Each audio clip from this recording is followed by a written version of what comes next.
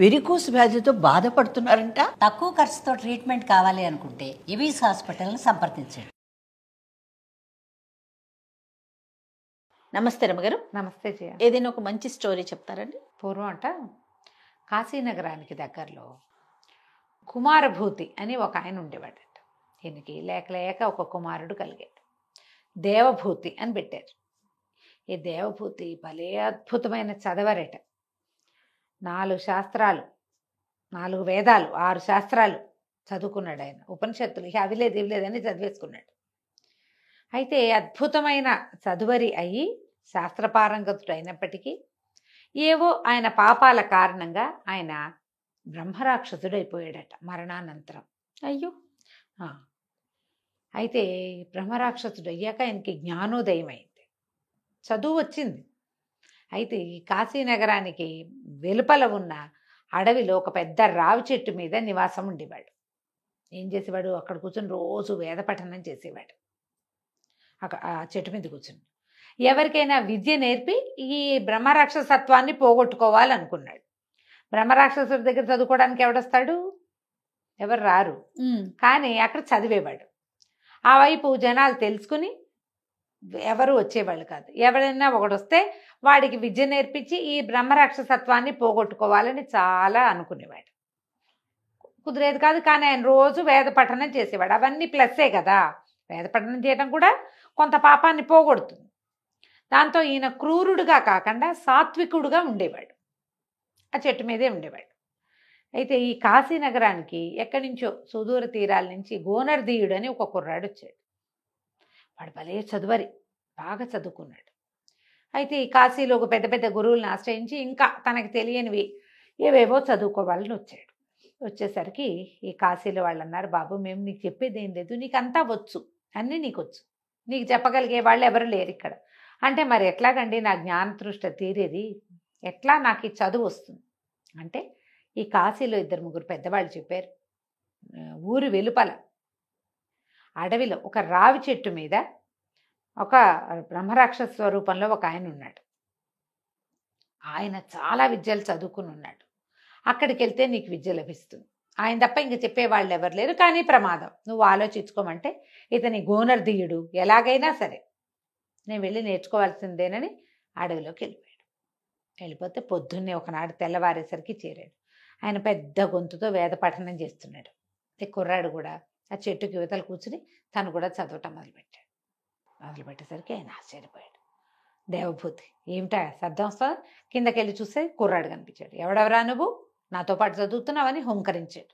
హుంకరిస్తే అబ్బాయి అన్నాడు, గోనర్దీయుడు ప్రవర చెప్పుకుని గురువుగారికి ఎవరైనా పెద్ద గురువులు కనపడితే చెప్పాలి, నేను ఏ శాఖ వాడిని ఇదేని చెవులు పట్టుకుని చతుసాగర పర్యంతం గోబ్రాహ్మణి శుభం భవతు అని తన ప్రవరలో తన గోత్రంలో ఉన్న ఋషుల పేర్లు చెప్పుకుని తను ఏ శాఖకు సంబంధించిన వాడో ఏ సూత్రమో తనది చెప్పాలి. మామూలుగా ఇప్పుడు కూడా మన జీఎం గారు కానీ ఇట్లా ఎవరైనా గురువుగారులు కానీ ఇప్పుడు పీఠాధిపతికి లేదా భారతీ తీర్థస్వామి వారు మహాస్వాములు ఉన్నారు కదా, వారు ఎవరినైనా దర్శిస్తే ఈ వేదాభ్యాసము అవి చేసుకున్న వాళ్ళు 2 చెవులు నువ్వు గమనించి ఉంటావు. అవునండి. చెవులు 2 పెట్టుకుని ఇలా చెవులు పట్టుకుని ప్రవర చెప్పుకుంటారు. అవును. తమని తాము పరిచయం చేసుకోవటం. దేవాలయాల్లో కూడా ప్రవర చెప్తారు. యజ్ఞోపవీతం వేసినప్పుడు ప్రవర చెప్పడం చెప్తారు. ఆ తర్వాత ఆ పద్ధతి ఉంటుంది. ఈయన తన ప్రవర చెప్పుకున్నాడు. 2 చెవులు పట్టుకున్నాడు. చెప్పేసరికి ఆయన చాలా సంతోషించాడు. ఏమన్నా నాయన ఇంత దూరం ఎందుకు వచ్చావు ఏమిటి అని అడిగితే నేను రకరకాలు చదువుకున్నానండి, ఇంకా చదవాలని ఉంది, కాశీలో అందరూ పెద్దవాళ్ళు మీ పేర్లు చెప్పారు అందుకని వచ్చానంటే ఆయన ఆ విషయము ఈ విషయము చెప్పాడు. ఈయన ఏ విషయం చెప్పినా పడుకోవచ్చు.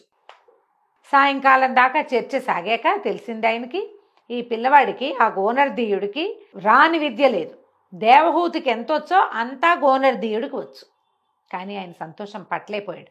ఎవడైనా ఒకడు నా దగ్గరకు వచ్చి నేను చదువుకుంటా నువ్వేదైనా చెప్పు అని అడగట కంటే ఇంకేం కావాలి? అది అబ్బాయి నీకు నేను విద్యాదానం చేయగలిగింది ఏం లేదు, అంతా నీకొచ్చు, కన్యాదానం చేస్తా, నీ కన్యాదానం చేయించి ఈ బ్రహ్మరాక్షసత్వం నుంచి నేను విముక్తి పొందుతాను అని చెప్పి ఇక్కడికి దగ్గరలో ఈ నగరాలన్నీ దాటక జయపురం అని ఒక నగరం.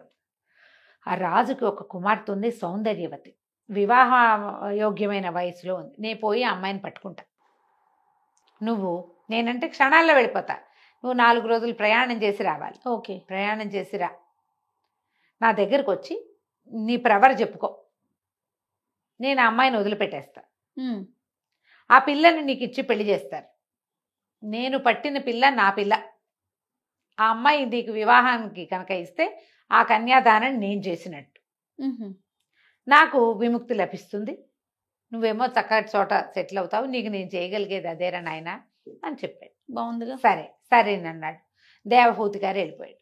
ఆ జయపురం మహారాజుకి మదయంతి అనే పేరున్న మహాద్భుత సౌందర్యవతి అయిన పిల్ల. మదయంతి బాగుంది కదా, దమయంతి లాగా ఉంది. అదే అదే. అయితే ఈ మదయంతికి పెళ్లి సంబంధాలు చూడడం మొదలుపెట్టారు. రకరకాల యువరాజులు రాజకుమారుల చిత్రపటాలు వచ్చినాయి. చిత్రపటాలు చూడడానికి యువరాణిని పిలిపించారు. ఆ పిలిచిన క్షణంలో ఈ పిల్ల మీద బ్రహ్మరాక్షసుడు ఆవేశించాడు. ఈ అమ్మాయి ఆ చిత్రపటాలన్నీ విసిరేసింది, చింపేసింది. దగ్గరకు వచ్చిన వాళ్ళని తలా ఒక గుద్దుకి చంపేసింది. అక్కడి నుంచి చెలికత్తల్ని ఎత్తి విసిరి కొట్టేసింది. అయ్యో. మొత్తం భవనం అంతా భీభత్సం చేసి పారేసేసి లబోదిబోమన్నారు రాజు మంత్రి అందరూ. ఏం చేయాలో తెలీదు. వాళ్ళని వీళ్ళని పిలిచారు. కార్తాంతికులను పిలిస్తే సమయం బాగుండలేదు, కానీ మంచి సమయమేగానే కనపడుతోంది. రెండున్నాయి లక్షణాలు. ఇక నానా గందరగోళంగానూ ఉంది. ఆ ఊరంతా చెప్పుకుంటున్నారు. పెళ్లి చేద్దామంటే పిల్లకి దయ్యం పట్టింది. ఓహో. పిల్లకి పట్టింది ఏమిటో తెలియదు. అయితే 2-3 వచ్చినప్పుడు బ్రహ్మరాక్షస మంత్రాలకి పిల్ల ప్రవర్తనలో తేడా వచ్చింది. అంటే ఎవరో బ్రహ్మరాక్షసుడు పట్టాడు. దీన్ని పోగొట్టడం ఎలా? బయటంతా ఇదేశారు, చాటింపు వేయించారు. మదయంతికి పట్టినటువంటి ఈ గ్రహపీడ నుంచి తొలగించే వాళ్ళు ఎవరైనా ఉంటే వారిని, పురుషులైతే యోగ్యమైన వయసు ఉంటే అమ్మాయిని ఇచ్చి వివాహం చేస్తాం, లేదా రాజ్యంలో కొంత భాగం ఇస్తాం అని చాటింపేశారు. బ్రాహ్మలు వాళ్ళు వీళ్ళు కొంతమంది ఇలాంటివి చేయగలిగే వాళ్ళు వచ్చారు. అవల దిగే ఉద్దేశంలో లేడు. సరే ఏమైంది? ఈ 4-5-6 రోజులు గడిచేసరికి మనవాడి గోనర్ దియుడు వెళ్ళాడు.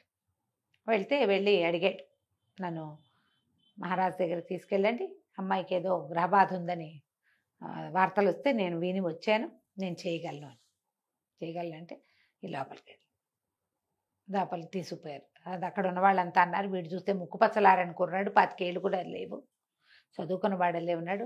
ఆ అమ్మాయి ఎదురుగుండా వెళ్ళిన వాళ్ళని ఎత్తి విసిరి కొట్టి నేలగేసి కొట్టేస్తుంది, చచ్చిపోతావురా నాయన అంటే, కాదండి నాకు లొంగేది ఏదో నాకు తెలుసు, వివాహం ఉద్దేశం కాదు, ఆయన ఈ పట్టిన వాడిని వదిలించడమే నా ఉద్దేశం. లోపలికి వెళ్ళి దండం పెట్టేసరికల్లా అమ్మని గడు హుంకరిచ్చి గుడ్లు రూతుంది రాజకుమార్తె. అప్పుడు ఈయన సంస్కృతంలో వాక్యంలో శ్లోకంలో ఒక ఇది చెప్పాడు, అయ్యా కన్యాదానం చేస్తానన్నావు మహానుభావ దేవభూతి, నీ శిష్యుడైన గోనర్దీయుణ్ణి నేను, నీతోటి దానం పుచ్చుకోవటానికి వచ్చాను అని చెప్పాడు. చెప్పేసరికి వెంటనే అర్థమైపోయింది ఆయనకి. అమ్మాయిని వదిలిపెట్టేశాడు. వదిలేసేస్తే రాజకుమార్తె కింద పడిపోయింది. ఈయన పోయి దేవహూతి అక్కడున్న ఒక పటంలో చేరిపోయాడట. వివాహం అయ్యేదాకా ఆయనకి విముక్తి లేదు.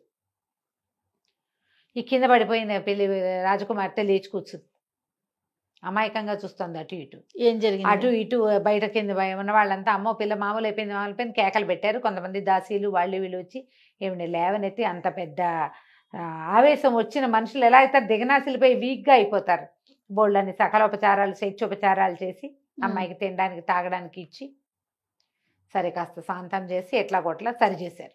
రాజుగారు ఆశ్చర్యపోయాడు, మళ్ళీ వాడి నాయన ఎవరు నువ్వు ఏమిటంటే, నేను ఫలానా వాడిని ఫలానా శాఖ గోనర్దీయుడు, క్షత్రియ కన్యని బ్రాహ్మలు వివాహం చేసుకోవటం ఉన్నది ఆ రోజుల్లో. మరి లెక్క ప్రకారం వీళ్ళు ఏం చెప్పింది ఏమిటి, యోగ్యమైన వయసు ఉంటే వివాహం చేస్తా ఉన్నారు కదా. పిల్లకి 18 ఏళ్ళు 17 ఏళ్ళు ఉన్నాయి, ఇతనికి 25 ఏళ్ళు లోపు. యువకుడు బాగున్నాడు, పైగా చదువుకున్నాడు, ఇంత పని చేశాడు. ఇక్కడ ఉన్న పెద్ద పెద్ద వాళ్ళ వల్ల కాలేదు, దాంతో వివాహాన్ని నిశ్చయం చేశారు. వాళ్ళకి కళ్యాణం అయిపోయిన తర్వాత వివాహం ఎప్పుడైతే కన్యాదానం జరిగిందో ఆ పటం డామ్ అని పగిలిపోయిందట. ఆయన ఆ పటంలో నుంచి ఆయన వెళ్ళిపోయాడు బయట. తర్వాత ఎప్పుడు కూడా కాశీనగరం చుట్టుపక్కల ఉన్న రావి చెట్ల మీద నుంచి వేద పఠనం వినపళ్ళ. ఈయన అక్కడి నుంచి వెళ్ళిపోయాడు అనమాట. ఆయనకి విముక్తి లభించింది. ఎప్పుడు కూడా ఎంత చదువుకున్నా పాపకార్యాలు చేస్తే మన చదువు మనని రక్షిస్తుందని అనుకోకూడదు. చదివే పాపం కర్మే, పాపకర్మలుగానే ఉంటాయి. చెయ్యకూడదు. ఉమ్, పూజలు చేసేవాళ్ళు, వ్రతాలు చేసేవాళ్ళు కూడా మేము పూజ అవును. చేస్తున్నాం కాబట్టి అంటే పూజ చేస్తే నీకు ప్లస్ అవుతుంది, కానీ కర్మలు మైనస్ అవుతాయని నమ్మకూడదు. yes. చెడు కర్మ చేయనే కూడదు. దాన్ని పోగొట్టుకోవటం కష్టం, దాన్ని అనుభవించే పోగొట్టుకోగలుగుతాం. పుణ్యం ఊరికే ఖర్చు అయిపోతుంది. ఎవరికైనా బదలాయించవచ్చు మన పుణ్యాన్ని, పాపాన్ని బదలాయింపు కుదరదు, ఎవరు పుచ్చుకోరు దాన్ని, నువ్వు ఇవ్వలేవు కూడా. అందుకని జాగ్రత్త పడాలని ఇలాంటి కథలు చెప్తారు. బా అద్భుతంగా ఉందండి. నమస్తే. నమస్తే జయ.